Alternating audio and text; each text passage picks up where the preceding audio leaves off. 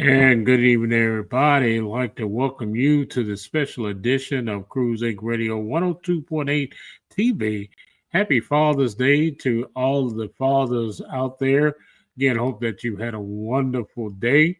I think that every day ought to be Father's Day. Every day ought to be Mother's Day because this is not something that you do rather just once a year. We need our fathers stepping up 24/7, 365, just like we need our moms stepping up. But today is all about the fathers, and thank you for those guys that, again, stand in the gap each and every day. We certainly appreciate you.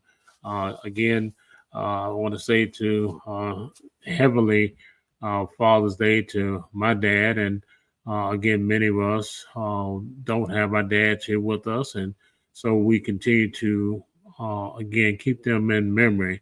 They may be gone, but they're not forgotten.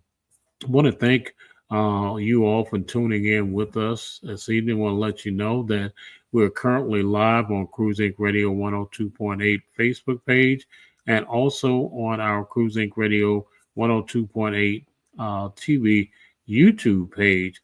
And you can go back and look at those pages at any time after this broadcast is over with.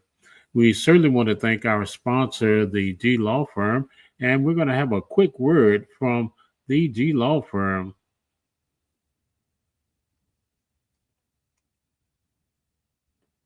And guys can tell that I'm multitasking here. What happened was a machine came down, clamped both of my hands down, and had removed 6 digits.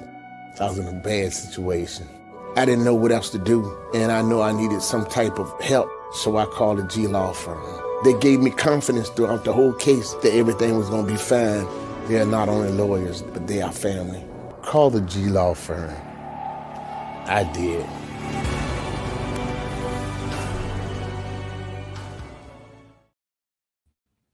Again, if you've been injured, there's no fault of your own. Make sure you contact the G Law Firm. They've been serving Richmond for over 40 years. They are relentless, reliable, and they have a great reputation when it comes to letting you know exactly what your case is worth and the ins and outs of going about personal injury. So if you've been injured, give them a call, 804-226-4111, or go to the website, glawfirm.com. We are again excited about tonight's telecast. Many of you know that we have the primaries coming up within 48 hours, June the 17th. For those of you that have been asleep, I need you to know it's time to wake up, go out there and make sure that you vote. And we have a lot of important, races. Many of them will not, once it is determined the winner on Tuesday night, many of them will go on to the general election, and then some will wait to January to be sworn in. And in this particular race for the City of Richmond Sheriff, of course, that will be the case. This young lady really don't need any introduction, but because she's like tied with Colette and Mayor Stoney for being on this show. But, we got to do things right.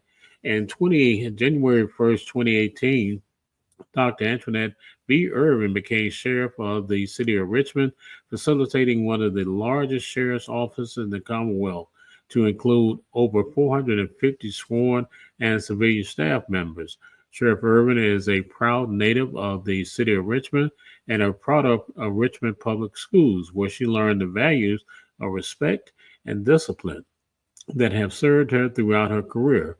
Growing up a child of substance abuse and domestic violence in the Church Hill of Richmond, to include the city's Creighton Court public housing project, she viewed life with no obstacles or boundaries. A graduate of Armstrong-Kennedy High School, her strong work ethics drove her to become a basketball standout, eventually being named to both Armstrong-Kennedy High School Athletic Hall of Fame and the Shaw University Athletic Hall of Fame. Sheriff Irving enjoyed 26 plus years career in the Henrico Sheriff's Office and was the first woman promoted to the rank of major and either the Henrico Sheriff's Office or the police department. Her leadership and vision encompasses organizational management, fiscal administration, human resources development, conflict and dispute resolution, mediation, and community relationships. Sheriff Irving's focus is on establishing a culture of excellence at the Richmond City Sheriff's Office by focusing on professional development of staff, establishing strong community partnership, and equipping residents of the Richmond City Justice Center with the resources they need to prepare themselves for a successful reentry into society. And once again, we're absolutely elated to have Dr. again, Antionette V. Irving with us, the current sheriff of the Richmond City Sheriff's Office. How are you doing this evening? I'm doing well. Thank you for having me. I appreciate it. Again, we always appreciate you coming by, and you're so accessible to us. You have been for many years now, and we certainly thank you for being here. Everybody, again, unless they've been up on the rocks, should know who you are because you're in the community. And I saw a clip, and I got to talk about this. I don't have the clip, but I saw, I think, was a left hand, one-handed jumper the other day. and you made the basket. I made the basket. So is it like riding a bike? Once you learn it, you never forget, right? Once you learn it, you never forget. Never forget. Practice is permanent. Right. And I guess that's one of the things that makes you extremely special is that you teach the mechanics of things.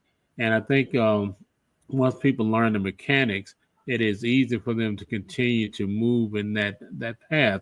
Is that something, again, where you've always looked at, let me develop the basic foundations and build on that? Absolutely. I found that the basics of things will help you to be able to move forward easier.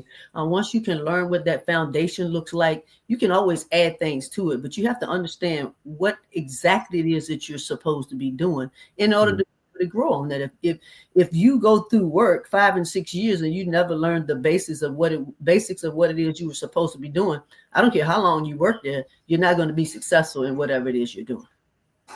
Sure. I mean, we're talking about almost 30 something years in law enforcement now. What continues to be the catalyst and the drive that makes you want to say, all right, I want to do this another 4, 8, 12 years, rather than saying, you know what, I think I'm going to go back and kick back and do something different?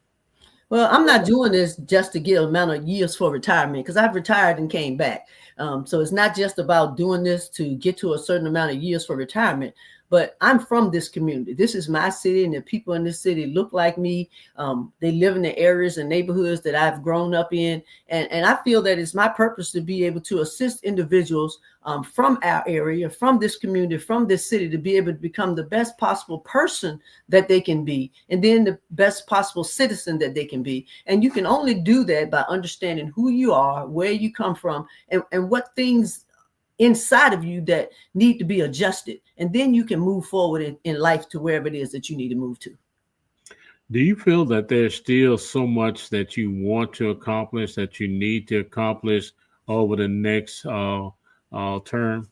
Absolutely. I want to make sure that individuals are getting the substance help that they need, as well as the vocational training that they need. We want people to understand who they are, what's going on with them, and how it is that they can have a pathway to be able to become more healthier and well, and get back into society with good jobs and good parenting skills, just to be good people. And we're just scratching the surface on that. It's been 7.5 years, and we're continuously working on that, because I find that in this job, it's a mindset more than anything else.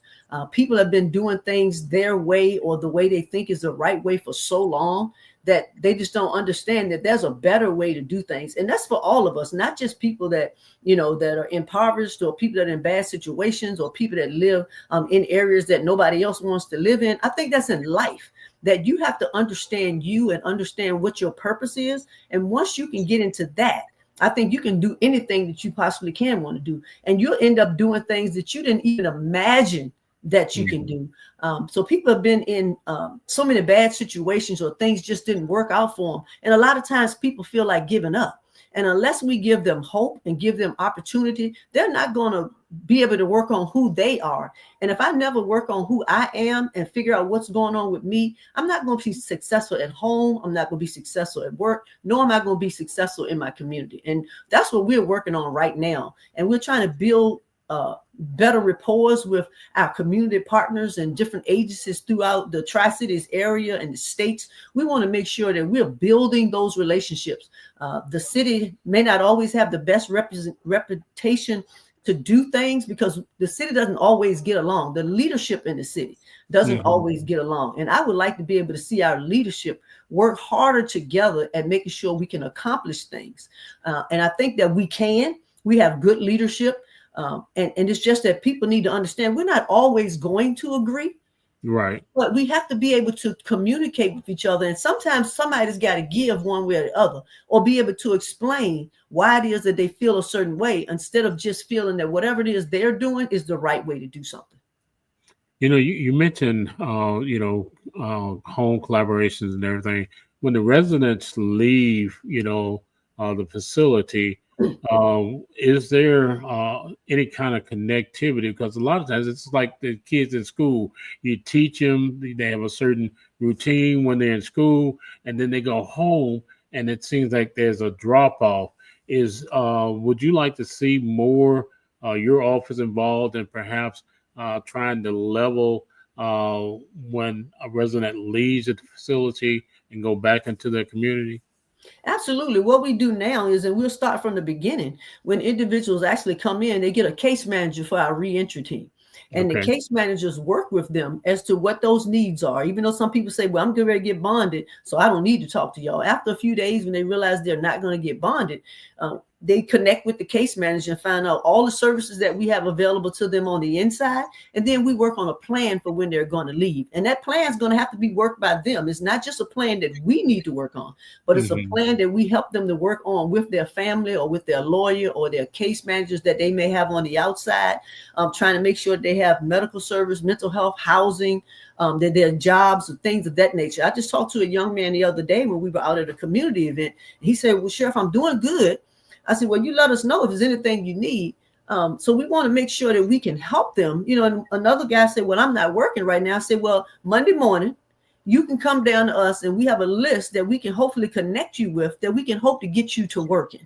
And that's what we want to do, is to make sure that they can sustain a good job, because if they're not working, they're into something else. Or they're around people that's into something else. And we want to make sure that they're working and getting the services that they need. Our case managers are following them. They're tracking them as to where they're going and what direction they're going. And now if we lose touch with them, it's not just our fault, because you have to tell us when you shift and when you go and your number change, your address change, your job change. You have to let us know, because we can't go around searching for you. I mean, we will, if we hear something about you, we will go out and try to find you.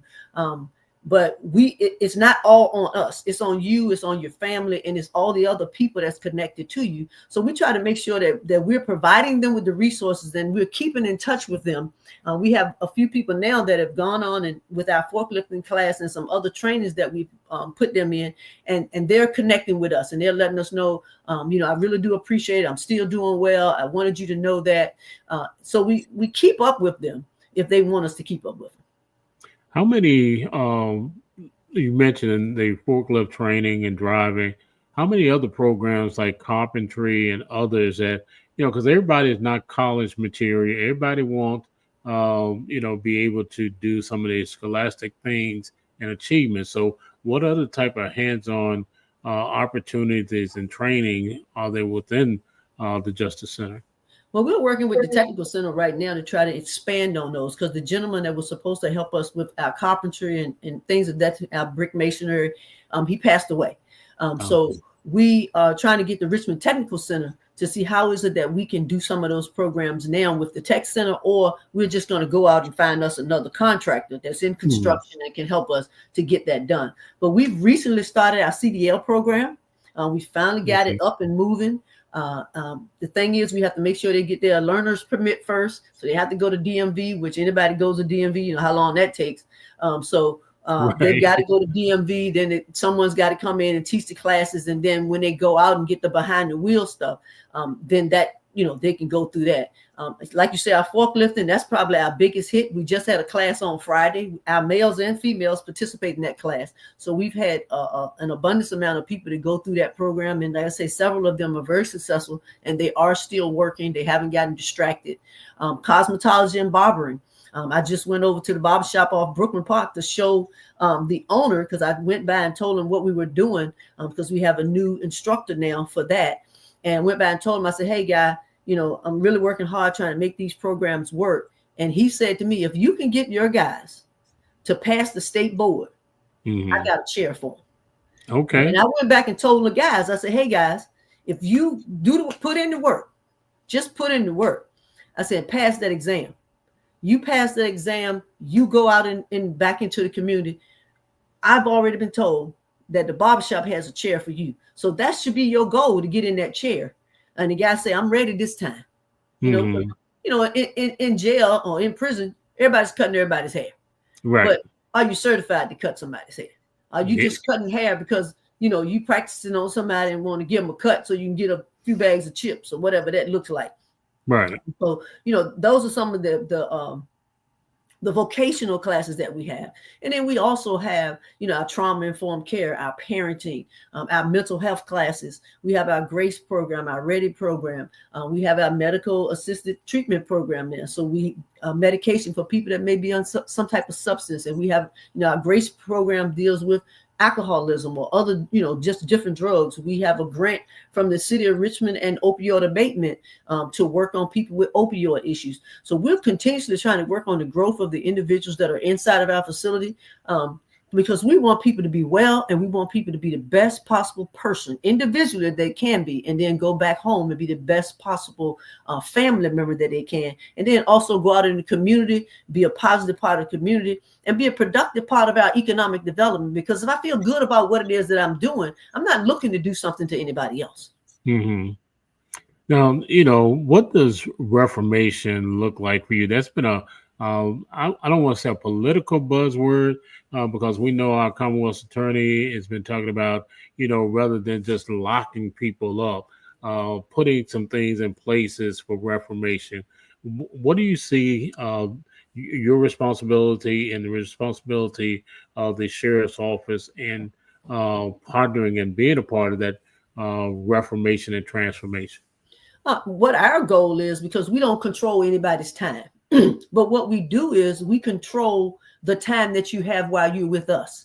If you're willing and if you're ready, not just the drug part of it, not just the alcoholism, but the things is if you're willing to work on who you are, and understanding the traumas that you've gone through. All of us have them, whether we want to admit them or not. You know, and it's a good thing right now because everybody talks about is mental health and wellness. It's okay for people. It's okay for men. It's okay for people of color. It's okay for us to talk about our mental health now. I knew growing up, it wasn't okay for people to talk about their mental health, especially people of color. We wouldn't talk about that. And men definitely wouldn't talk about their mental health. But now it's a good thing. And we all do need to talk about our wellness, our mind state, and how it is that we feel about ourselves. So I think that what we do is work on crime from the inside out, whether it's the inside of the person or it's the inside of what it is, what tools and resources we can provide for people that they can feel better about themselves, that they know I have a skill like forklifting. I have a certification. I can get a job. All I have to do is be in the right position. It's like one guy say, but Miss Irving, now I need to find somewhere to live. I say, okay, let's work on that plan. Let's not wait, because you shouldn't be waiting. If you know when your release date is, you should be already talking to your case manager that we have in the facility about when it is you're leaving and what it is that you need. Don't be ashamed or afraid to say, hey, I'm not going to have anywhere to live when I go out, because you're not speaking up. When you go out, you're going to be on the street. And then you're going to result to some bad behaviors. But if you let somebody know, and we can help you with a program that's going to transition you into housing, or we can have somebody to figure out how to get you into housing. Because the thing is, a lot of places that the individuals live in, they can't go back to those places right now because those laws haven't been changed. So you may not be able to go live with the same person that you were living with, and probably shouldn't be, because they may not be positive for you. They may not be good for you, or you're not ready.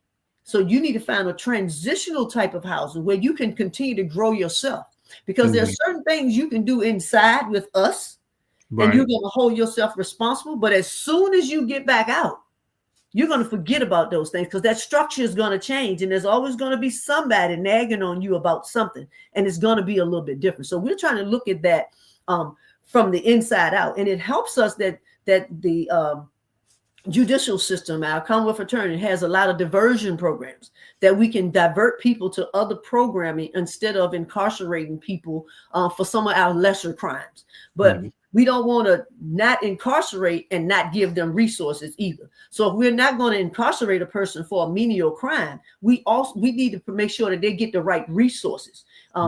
Is it a mental health problem? Is it a substance abuse problem? What is the issue, and why is it that you continue to go through the same cycle of stuff, and the system lets you out, and you're supposed to be working on yourself, but you're not? So if you're not going to work on yourself, what should we be doing to help you so that it's not just I'm getting out? So all the things I talked about while I was inside, that stuff don't work, and I'm not going to do it. So I think that justice reform is about helping people to better themselves, not just to have a statistic to say we didn't incarcerate so many people. And I think that's why our numbers are low. We're under 600, and people keep saying, well, it was 1,500 people here, it was 1,200 people here, and life was better. It's a different type of person in that less than 600 than it may have been in that less or more than 1,200. So we want to make sure that we're able to provide the resources and the tools to individuals, especially for their mental health, substance abuse, and medical, because we get so many people that come in that are already have so many comorbidities, and we're the ones that fix them up. Our medical provider is the one that fix them up or help them, or we have to take them to the hospital and that they get better. And we have to make sure that we have a plan for them, that when they get out, they continue to follow the plan medically or mentally so that they can continue on the right path. So we want to make sure that we give people pathways to their future, and not just give them something and let it drop when they get to the door and say, okay, bye, see you later, and hope we don't see you again. But of course, if we don't give you the tools and resources that you need, we will see you later. That's unfortunately, very factual statement there. I've seen a lot of your commercials, I'll call them recruitment commercials recently. We all know that across the country there is a shortage when it comes to officers, correctional officers, sheriffs. So in terms of your department, what are some of the things that you're doing outside the box to perhaps not only bring people into the sheriff's office, but to retain them as well? Well, the thing about getting the right person, whether we hire somebody from Richmond, whether we hire somebody from California, New York City, Pennsylvania, Florida, New Orleans, you've got to have that right fit. This job's not for everyone. A lot of people have tried it. Some people just kind of make it through. We start with our recruitment. How do we recruit people? We're doing a lot of advertising. Our presentation is our first level of recruitment. How we look, what we do, how we communicate with people, how well we do our job, whether it's inside the facility or outside of the facility. So we've got ads in the malls. We've got, billboards, and we have commercials, and we have flyers, and at every community event, which we average about 140 or 150 community events a year, we have recruitment cards to try to recruit people. In colleges, we go and we visit the different colleges and Army bases, Air Force bases. We connect with our service units just to see if we can catch those people or get those individuals to be a part of our family and a part of our team to get work done. One of the things I did when I first came in is to look at competitive pay to ensure that the staff that work for me want to be around because their pay is good. We want to hold people accountable, and we want to pay people to make sure that they know that accountability is something that we need, because we answer to the citizens of the city. And I'm not just going to pay you and you don't do the work. Okay. Because you guys are going to be asking why aren't people doing their job? So one of the first things I did is move our salary to a point where it was competitive. I'm grateful for the state and any funding that we get, from the city, as far as what that looks like, because the state reimburses the city for funding for personnel. And they also provide increases. Since I've been here 7.5 years, my staff tells me that they've gotten 8 increases. Then 7.5 years in jobs that are not in the sheriff's office, how many of them have gotten 8 increases? I don't how know. How many of them have gotten bonuses at least once a year? Mm-hmm. That's what we're doing. That's what we're trying to do, retain people. But we just can't buy people to retain them.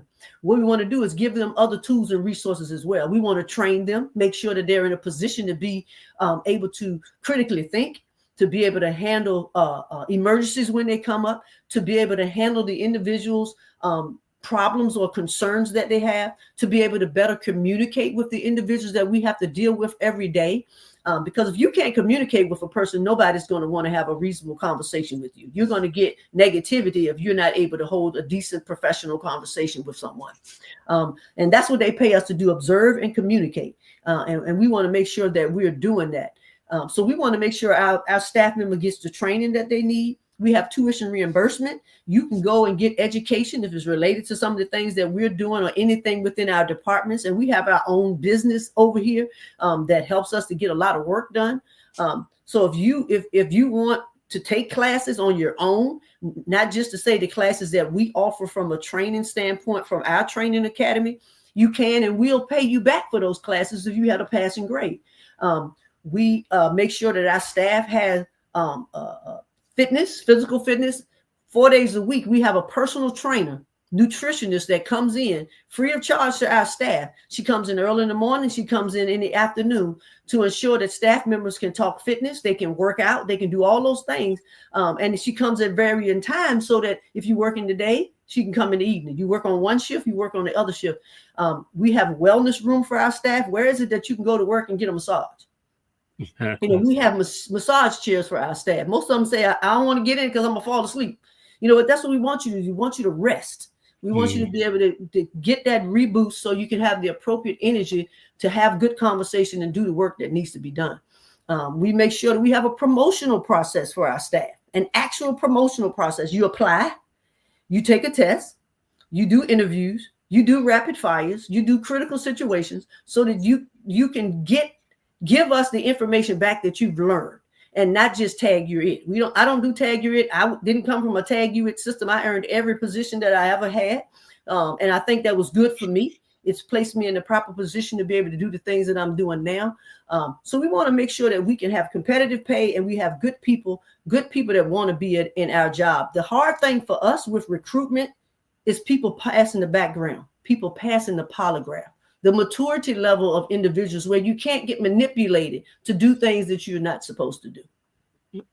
And, those are some great points, especially when you talk about the wellness of the officers, because, anybody that has been inside a facility or visit the facility or work with people in those facilities know that it can be a high stress job because you're dealing with people that they were one way outside in the streets, and doesn't automatically mean that they're going to just change instantly when they come inside. So you're dealing with a lot of dynamics. Is there programs, and when it comes to, like, say, retention part, where their mental wellness and having peer groups and other people to help eliminate or alleviate some of that stress? Well, we have an employee assistance program that deals with mental wellness. We want to make sure that we have that. We've been looking at what a peer team looks like, but the thing about having a peer team is confidentiality, and what the rapports are with the staff members and what that confidentiality looks like if you have a bunch of officers that sit around and have conversations about things. So right now we are using a professional level of somebody that doesn't know who you are. But we do put you in a position where You can talk to our HR staff, or you can actually come and talk to me. And a lot of times they come and talk to me, and I don't even talk to their staff, their supervisors, about what we talk about, unless it's something that they're complaining about with their supervisors. But if it's something dealing with them and dealing with their family, it's my responsibility to get them the resources that they need, whether it's sending them to employee assistance or whether it's sending them to whatever that specific resource is, whether it's financial, whether it's about housing, whatever that looks like. So I want to make sure that they feel comfortable in their decision making when they do what they have to do for their job, that they can't get manipulated, or that they're not so stressed out that they can't come to work, because they have enough issues at home, and I don't want them to have issues at work. But work is almost like home, and when you go home, you have things to deal with at home, and how do you manage that? So we're working on how do you manage all of those things, because the traumas that you've had also impact the traumas that the individuals that are living there have, because how do those things intersect sometime, and what does that look like? So when we're talking mental wellness, we try to make sure that every week we put information out about mental wellness, financial care, and all of those things. Just different medical information is where, just to let people know that it's okay to talk about your medical, and it's okay to talk about your mental. Now, Sheriff, you mentioned a couple of good things here. And one was having a quality officers that are not easily manipulated into doing, things they know they shouldn't be doing, in an effort to, because not only from across the country, and I've seen this, that there are facilities, even in federal facilities, where they're having an influx of, substances they shouldn't have. How do you put in proactive measures to ensure that, again, reducing that element and reducing that opportunity for outside substances to enter in within the facility? Well, I tell people we're like TSA. We have scan machines that our staff go through. We have scan machines that individuals come through when they're first incarcerated, as well as there are scan machines on the hallways where they live, where they reside, so that we can use those scan machines. I've purchased scan machines that are handheld, and we can look through walls and look in toilets without having to, put our hands in things to maybe get stuck or catch something or whatever that may be. So we have scan machines that can scan anything. We do have the opportunity to search all of our staff. They search me. So we search everybody in our building. We make sure that everybody's following the rules. And there are a couple of people that say, I'm not going to get searched. Then you don't want to be here. We've lost out on some good staff because they didn't feel that they should be searched. And that's unfortunate. But we make sure that we're doing shakedowns, and we're doing our checks that need to be done. Just for the record, we've passed all of our certifications. Every year we pass certifications and make sure that we're doing the things that need to be done. Have we had a few hiccups with certain individuals that are growing and learning? But we also do corrective action with those individuals to help them to learn how important it is that they do the job that needs to be done. I think sometimes people don't really realize what they've gotten themselves into when they come to this type of job. We must make it look easy, because when they come in, they think, oh, anybody can do that. It's not that hard. But once they get to learning and understand what it is that they need to do, we've put in new security devices to make sure that we get our security checks done. We're about to buy a biometric wristband type of thing that will keep up with the health and welfare of the individuals that reside inside of our facility if something happens. We've also purchased a CPR. It's called a Lucas machine. I call him Mr. Lucas because he does compressions on individuals, and you won't have to do them. The EMTs have them. The ambulances have them to ensure that they can get people quick help as soon as possible. We are building more on our rapport with the ambulance authority, and if they're unable to come because they have something that may be going on in the community, the supervisor comes over and gets things started to make sure we are doing that. The fire department, we are building that rapport. We work pretty well with the police department and the agents that work for police. as in any collaboration of things, does everybody get along or feel happy about what's going on every day with each other? If you're in a house and there's just two people, I can guarantee there are going to be some days that you all are not communicating with each other the way that you should in an efficient way. But we are in a position to speak well with each other and make sure that we can work those types of things out. Speaking of dogs, I hear you. Now, it was mentioned that one way as a proactive measure would be to have canines, positioned within the jail. What would be, I guess, the pros and cons of having canine units to do searches of staff, do searches of inmates? Well, it's not like it's something that we haven't done. We partner with the police departments in our area, whether it's state police, Henrico, Richmond, Chesterfield, Hanover. We've had these individuals in our facility.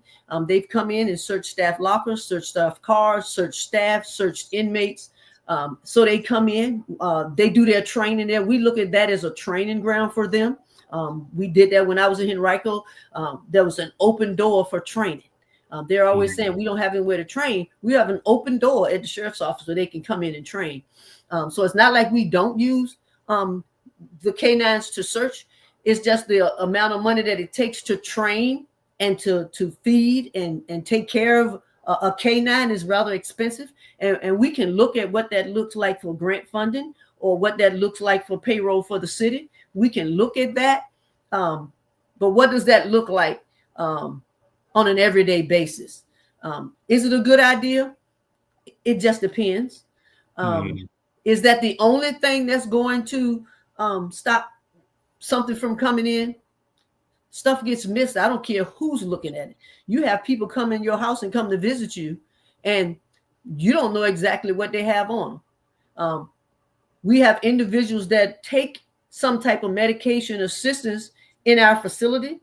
And if it's somebody that cheeks medication and then they take the medication and share it with someone else for a bag of chips or dinner or whatever they're trading something off for, that's going to be a serious situation.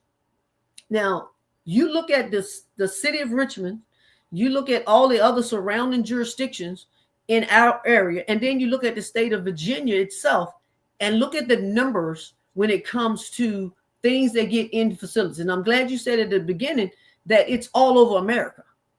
Things are getting in, and we're continuously looking at the ways to stop those things from coming in. We search our staff every day. We have our staff to come in one way and go out another way. When I first came, they could come in and go out in the door they wanted to. So we monitor what that looks like, and we search them. Everybody has clear bags and certain things you can't bring in. You can't take your medication in. You can't do this. You can't do that. So we're continuously looking at ways throughout the Sheriff's Association. We're looking at ways because everybody's having different issues with things. We've had to increase the security measures around our facility to ensure that individuals can't bring certain things in. We've caught drones. We've caught people trying to climb over the building. We've caught a lot of different things. And I tell people, you guys are talking about some of the things that you see has happened. You don't get to see the things that we do that we caught or we stopped from coming into the facility. We just make sure that we're stopping things and we continue to work on how is it that we can do an even better job. If we have to pay extra for people to work in certain places or on certain posts to ensure that those areas are secure, that's what we're going to do.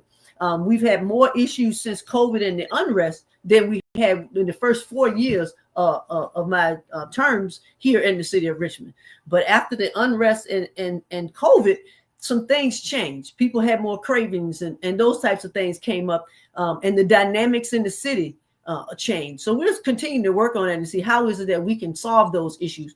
And it's not going to be a 5-second answer to that. And we're going to keep working on that locally and as well as in the region. We have 123 sheriffs. And we talk about these types of things every day, and everybody's having an issue. I'm just the one everybody talks about. And again, being in your position is not an easy position. One, and I have to call a spade. One, because you're female, and others because you're Black. And that's just my personal opinion on that, because we all know that you're in a male-dominated position for the most part. But my point was going in terms of the medical facility. Are you looking at creating a more robust facility in terms of staffing? Is there 24 hours medical staffing at this time? Yes, we have medical in our building 24 hours a day. We have a doctor and a psychiatrist there at least 5 days a week. So we have those individuals there. When I first came to the sheriff's office, the medical provider that we contracted with, we had to separate because I didn't think they were fulfilling the health needs and the wellness for our individuals that were there. We're not a hospital. And unfortunately, a lot of people come in, again, as I stated before, they come in with a lot of comorbidities. We have people that come in and they haven't taken care of themselves in years. We have people that haven't taken the medications, that they're not in good shape. We have people that have been in accidents recently. They have people that have severe drug problems that come in and they're not being addressed. And who has to address them? We do. In the first 72 hours, which is a critical time for individuals, we have to make sure we're monitoring them. And sometimes they don't crash to hour number 72. So we have to make sure that we're monitoring these individuals. And then when we have individuals that are trying to take each other's medication or selling medication to get whatever it is they want to get, then that makes it more difficult for us. We have people that have a massive amount of medical issues, but we're doing what we can with our medical staff. And our medical staff, I'm asking for more and more staff in our new contract. We have a contract that'll be coming up, and we'll be doing some reviews of what that looks like and what we're going to ask for in the future. We pay tens of millions of dollars for medical care. That means we're going to have to pay more. So we have to make sure that we're budgeted with the city, because the city does pay for our contracts to make sure that the life, health, and safety of individuals is taken care of. So we have to make sure that we're asking for more funds so that we can get more people. And just like any other agency, the medical profession is also hurting for staff. If they have agency people, they're paying agency people, they're outpaying bonuses to people, they're doing all those things to get staff inside of not just my facility, but everywhere. Hospitals are doing the same thing, trying to make sure they can get good quality people to come in and work. We know there was a time when there was COVID, and a lot of people were educated differently when COVID was around, because there was a lot of no contacts, a lot of those things that took place. And how was people trained? And we've always found that there's no specific training in correctional medication. Okay. Just like you get trained, you work in the ER, you may get trained to work in ortho, you may get trained to work in neuro, you may get trained to work in where the kids are, with newborns and things like that.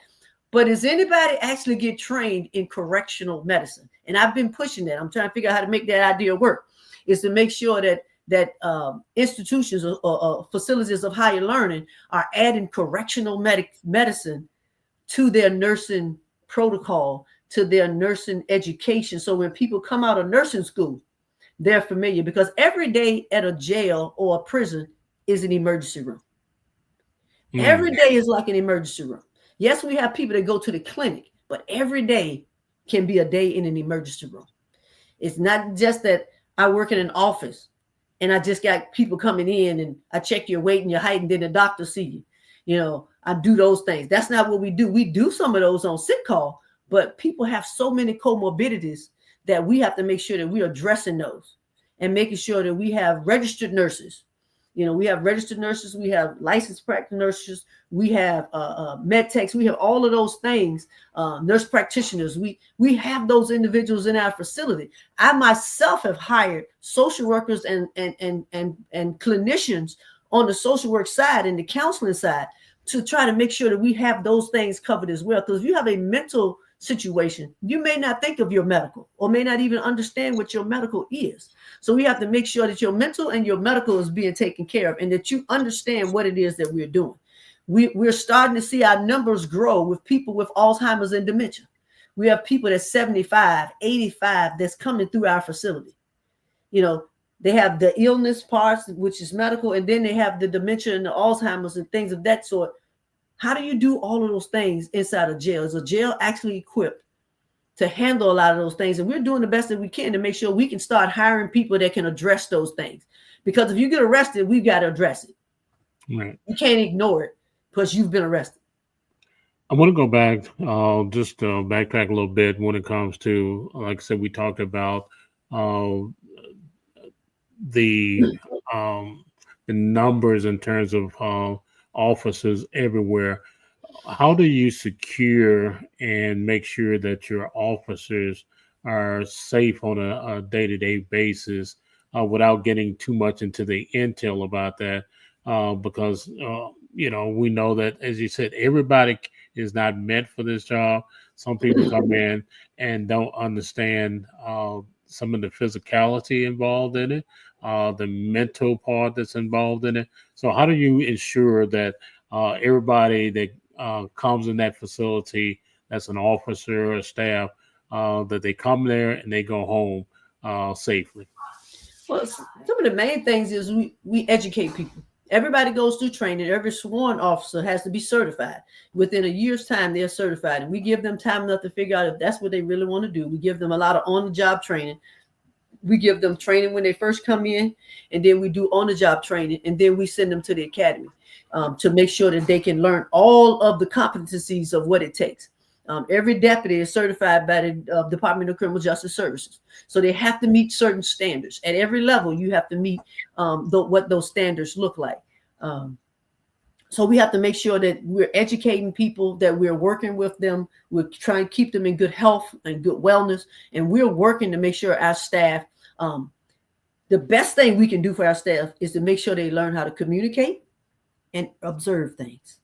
If you can do those two things, once you've been trained in everything else, it's going to come to you. Mm-hmm.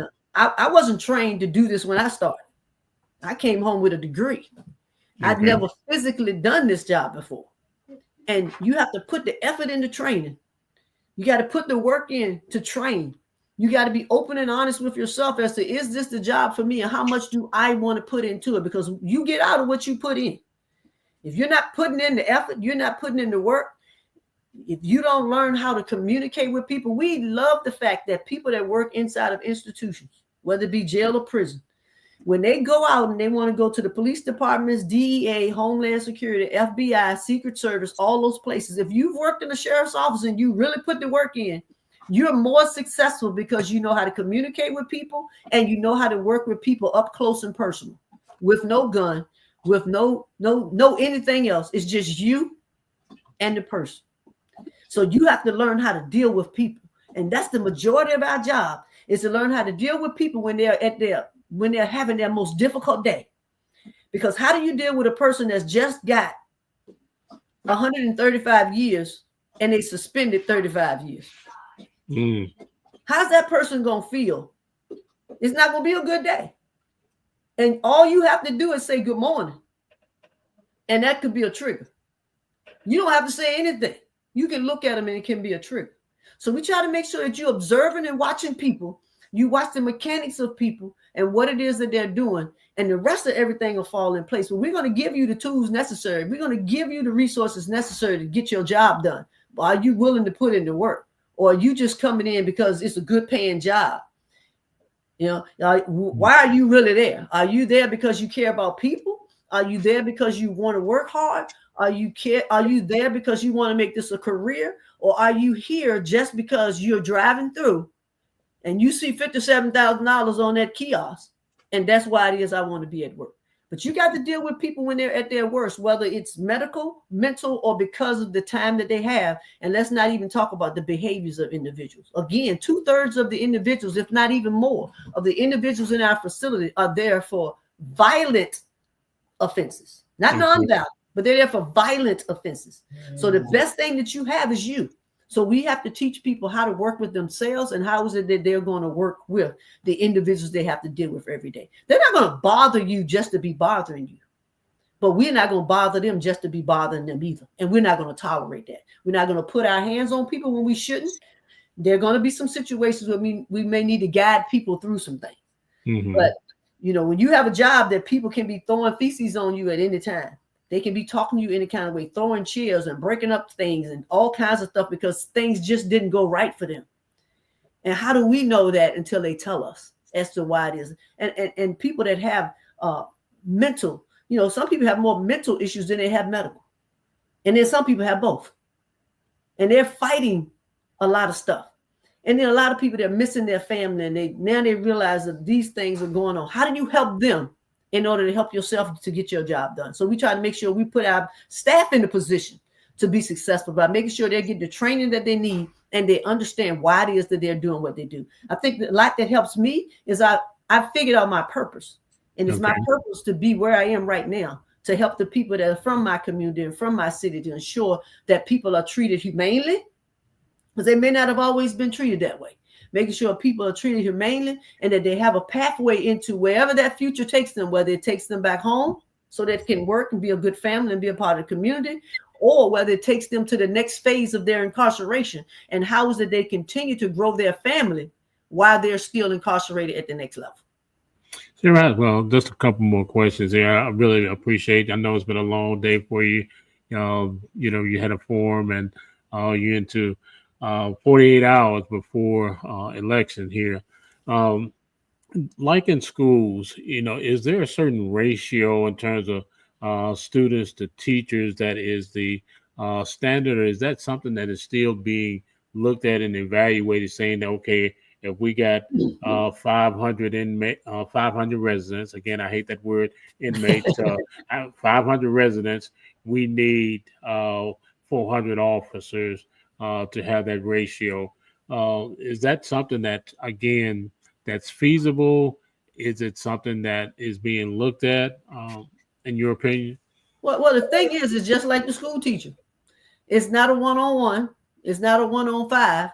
And if it's a one, when you are building a facility and you build a housing unit that may have 72 beds in it and one desk, what's that look like? That's 1 to 72. Right. If you have a housing unit that has 24 beds in it and one desk, what's that look like?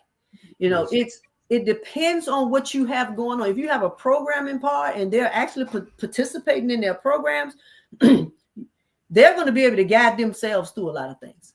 And even if you have somewhere that you can put a person on each one of those housing units, how many housing units do you have? We have 32 housing units. That means you need 32 people. But if you have all those housing units, don't need a person on, because it's dependent on the types of crimes that you have and the behaviors that you have. There are going to be some units that you have to have one person on. There may be a unit that you have more than one person on. It just depends. And those numbers fluctuate a lot. But it's just like being a teacher. It's a rarity you get the one-on-one training, the one-on-one teacher, unless you have some type of special need or special education issue that you need to work with, or behavior issue with a child that you need to work with. So we'll continue to look at that and what that looks like. But the main thing that we have to look at right now is getting the right people in a position to work the jobs that we need, and making sure that we can hire and retain the people that's going to be here. But that means people got to put in the work. People have to put in the work. It's easy to talk about it. Right. But a person like me that's been doing this, I can run the whole floor all by myself. And I've done it before. I've done it in lesser years of my experience. It depends on how your buildings are set up. And when you build a new facility, you're supposed to hire for the new facility. Don't think that the old facility can take care of the new facility when you have more space. Okay. And we did that in Henrico. We built a whole nother facility, but we hired just for the new facility. And the people that worked in the old facility worked in the old facility. And then we had a crossover. And now we're not the only people that's having staffing issues. But in the city of Richmond, it wasn't an issue until other agencies decided to talk about what their issues were. So we want to get good people. And people say, why can't you keep them if somebody else is paying? If I'm offering 57 and somebody's offering 60. Well, I'm being realistic. Right. If I'm offering 57 and somebody's offering 65, let's be real here. And that's a job I want to, and that's a job I want to go to, or it's a job where everybody's locked down 23 hours a day and one person comes out at a time. Oh, I ain't really got to deal with nobody. And we already know the statistics is about having people locked down 23 hours a day every day. Right. We know those statistics are not the best statistics for people that say that's the best way to run an institution. And some people haven't committed any institutional infractions to say that, because I committed my overall crime. But if I'm in your institution and I don't have any infractions, why are you treating me like I should be locked down every day? Okay. So that's a difference. So you have to be able to manage those things every single day as to who do you put where and how do you move people? Do you move a whole housing unit to do certain things? And those are the things in managing people and manage things. That's what they teach us to do. We got to manage people and manage things while we effectively communicate with people and not just treat people any kind of way because we have a title or we have status. That's not how you do things. And we're not going to do that while anybody works for me. And if the city of Richmond feels that that's the way they want people to be treated, that's up to them. But I'm going to treat people like they're human. And I'm going to give people an opportunity to be successful. And I'm going to give people an opportunity to get well if that's what we can help them to do.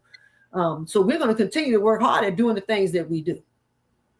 The Sheriff, again, I mentioned it's 48 hours to go here. For those that, again, that may be still in that gray area, and what do you say to them at this point of the last 48 here to get them to pull that lever for you and say, give you 4 more years? But what do you say to them? Well, I want to trust that the people understand what it is that we've been trying to do with their family and the members of our community, is put those people in the proper position to be able to be successful, to be able to be a part of our community. I'm a proven leader. I've been leading for a while. I've been managing for a while. I'm highly educated. I'm experienced. I've been doing this since 1988. And I've worked in facility and I've worked in the facility and I've done the work in the facility. I manage things and I manage people and I help the staff members to grow. I don't take no mess, and that's from whomever it is. I'm able to communicate with all types of people, whether it's people that I work with, people that work for me, or people, whatever room that is. I'm able to make those pivots when it's necessary. We want to continue to build on that. We want to continue to grow the security that we have in our courthouse. We're going to have we're going to have pouches so that individuals can bring their phones into the courthouse finally. So we're going to do that. And that's not even my responsibility, but I want to make sure that that happens to make people feel comfortable. It's proven leadership. I've been doing this a long time. I don't just talk about it. I'm not new to this. I'm true to this. I've been the same way forever. Firm, fair, and consistent. I treat people like they're people. You're not going to take advantage of the situation. We want to make sure that we can take care of your family members and take care of the individuals that's in our city. This is my city, born and raised in this city. So there's no reason for me to hurt anything or anybody in this city. But this is what the sheriff's office does. And we want to continue to work with our young people. Like I said, we do hundreds of projects every year with RPS and out in the community, just to make sure that people can be well. We're working with different churches and institutions that work on unhoused people. And we have a Dignity on the Go program right now that we're working with the churches to make sure that unhoused people can take showers and get resources and get prepared for their jobs. We make sure that we have a monthly food distribution. I know somebody say, well, anybody can feed people. Yeah, but how it is that you feed people and how important that is. That builds a rapport for us with the individuals that are incarcerated, because we're helping to take care of their family members when they're not in a position to do that. When we have programs with young people and young people, get on the phone and talk to their families and say, hey, I met the sheriff today, or I met somebody that works in the sheriff's office and I think they were pretty cool. And then the young person comes to us and say, yeah, I understand you met my son yesterday. And, you have to think about it because there's so many kids, and you think about it and they say, my kid was having a really tough time, and you stopped and you talked to them. Kids know that we're going to be there for them. And we need to build those rapports with our young people at the elementary level, because oftentimes the middle school and the high school level may be a little bit too late. But we never want to give up on our young people, because somebody could have gave up on me, but they didn't. They pushed me and they kept me going in the right direction. We all make mistakes. But for me, this is not just a job. This is not just somewhere I am so I can retire. That's not what this is about. You know, I'm not that type of person. If I'm in, I'm all in. I'm here to make sure that people are well, that we get the right staff, we get the right facilitators, we get the right contractors, and that we can do the things that we need to do to ensure that we can help people that are in their worst times, or when they just don't feel like they should, or just not being the person that they know they can be. We want people that's inside of our facilities to be a part of the economic development in our city. We don't want them just to get a seat at the table. We want them to be at the head of the table, running the table and running these organizations, so that the mindset, we continue to work on the mindset of individuals. So we want to make sure that we can do that. We want people to grow into what it is and who it is they're supposed to be. But they've got to also help us with that. And the family members have to help us with that. Don't just put the onus just on us because they're safe, they're in a jail. Don't just put the onus on us. What's the family member's part?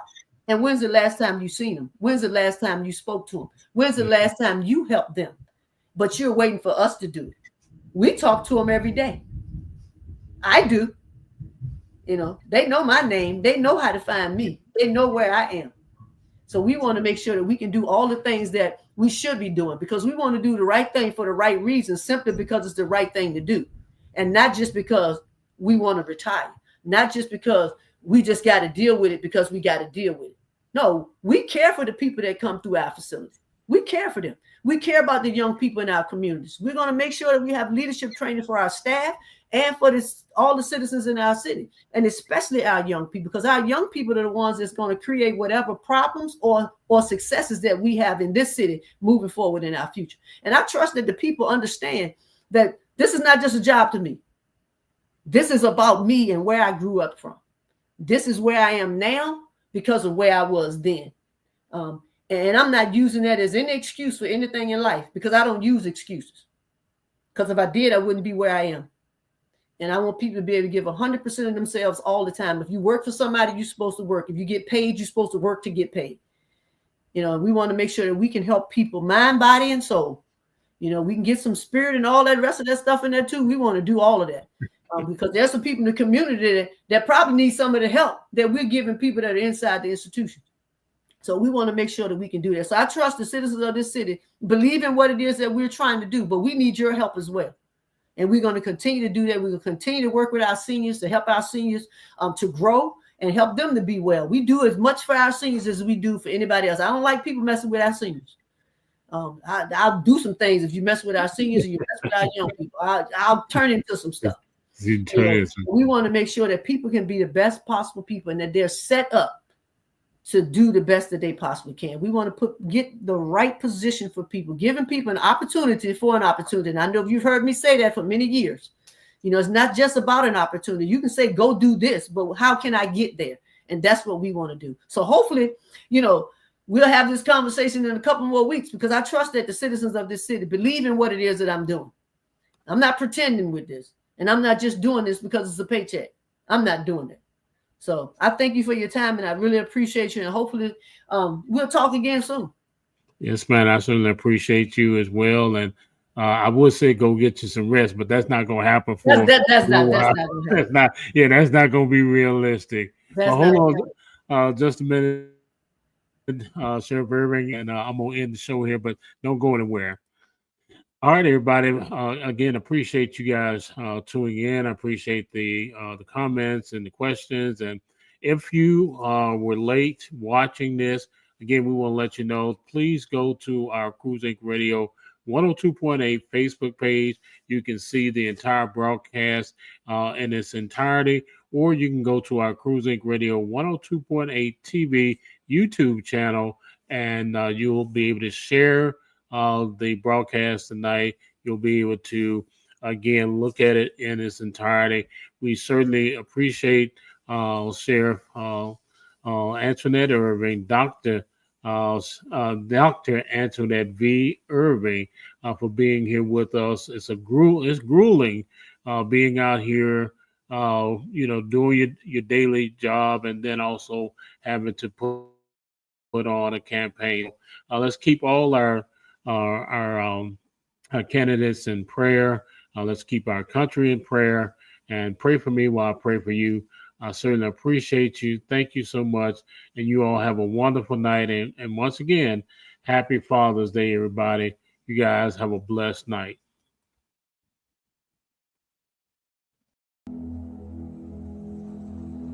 The first thing that you need to do is to make sure you get yourself to as safe place as you can. Find yourself a competent attorney who practices in personal injury and will understand some of the things that you're going through.